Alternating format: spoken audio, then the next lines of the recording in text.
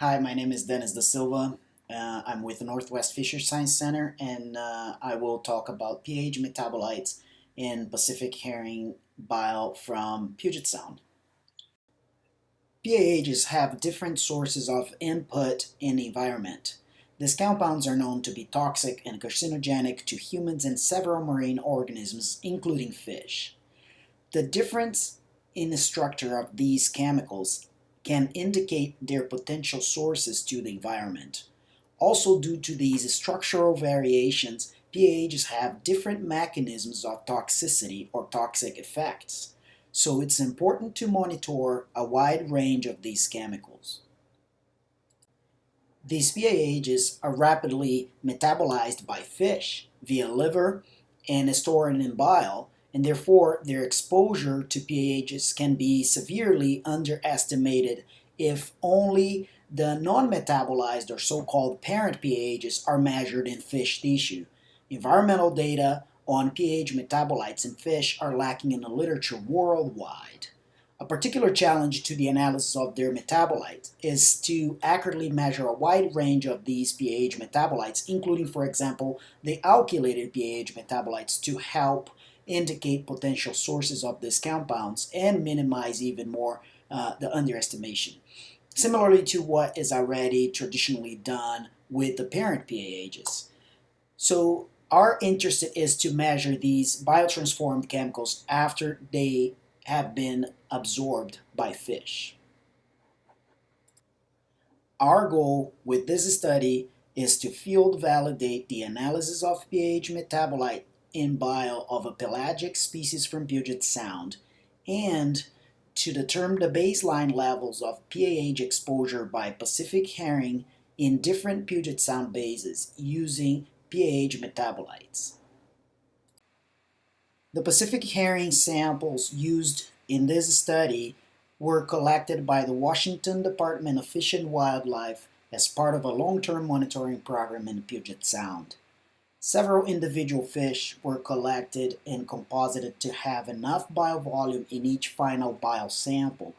The table in this slide shows the number of final bile samples analyzed per site. It's important to mention here the central and south basins of Puget Sound are the most urbanized areas, with higher level of several contaminants when compared to other sites. We recently developed a simple and fast method for analysis of PAH metabolite in fish bile. Very briefly, we first do a highly polar lipid and partial protein removal, followed by the enzymatic hydrolysis of phase 2 metabolites back to phase 1, and then we performed a solid phase extraction for the cleanup, and the final extracts are analyzed by liquid chromatography coupled with a tandem mass spectrometer. Jumping to the results. The top portion of this graphic shows the mean sum of the PAH metabolites. Samples from Port Orchard, central basins, and the most urbanized area had the highest level of the pH metabolites detected, with a mean near 2,800 nanogram per ml of bile, followed by samples collected in the south bases of Puget Sound or Squaxin site, with a mean of near 1,900 nanogram per ml of bile.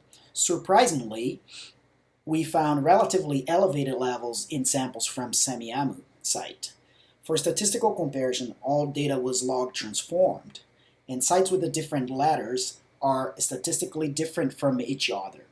The bottom graphic shows the percentage distribution of each pH metabolite subgroup separated by the number of aromatic rings.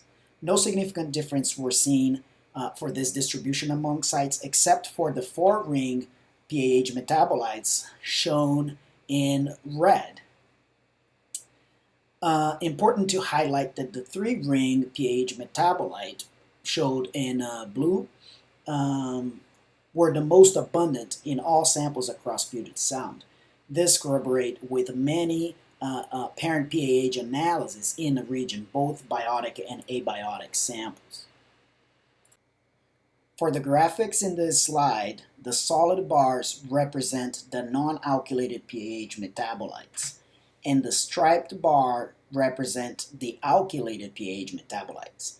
These two graphics at the bottom illustrate the PAH metabolite profiling we have in bile of herring collected from two different Puget Sound bases.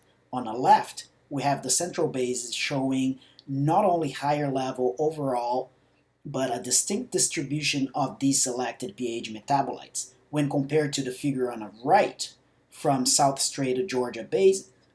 In the less urbanized area, as shown by the picture on the right side, we see less presence of the four-ring PAH metabolites, for example, as well as different distribution between alkylated and non-alkylated PAHs. Now, just for a quick comparison, the top left of in this slide, we have an example of top smelt directly exposed to crude oil. This graphic shows higher abundance of alkylated PAH metabolites, which is a typical profile from fish directly exposed to oil. The linear discriminant analysis shows us that the PAH metabolite distribution could statistically separate the sampling areas when it comes to PAH exposure. All three-ring fluorines, phenanthrines, and anthraquinone metabolites were key compounds in this separation. In summary, this study determined the baseline and distribution of PAH metabolites in Pacific herring exposed to PAHs in Puget Sound, with levels reaching up to 3,500 nanogram per ml on a single sample. Phenanthrine metabolites were the most abundant throughout Puget Sound. This PAH is known to impose cardiotoxicity in early life stages of many species, affecting their development and survival. To the best of our knowledge, this is the first region where alkylated PAH metabolites have been measured in the bile of field-caught fish. Particularly in these samples, alkylated PAH metabolites contributed to 25% of the total levels measured. Important to continue to monitor the PAH metabolites in this species for a good assessment of the PAH exposure by the marine life in Puget Sound. And also, we need more studies to be able to correlate levels of PAH metabolites with the toxic effects and be able to understand what this exposure tells us in regards to fish health.